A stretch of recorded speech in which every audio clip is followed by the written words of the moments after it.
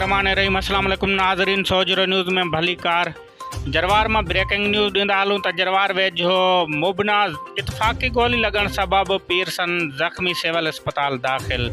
जरवार में सोजरो news reporter Ali Akbar Gabol मूजिब जरवार थाने जी हद ॻोठ गुलाम रसूल मलाणो में पुट करीम बख्श मलाणो पिस्टल साफ़ करे रहियो हो ता पिस्टल में फायर थी वञण ते साम्हूं वेठल पीरसन पीउ हुसैन बख्श मलाणो ज़ख़्मी थी पियो आहे।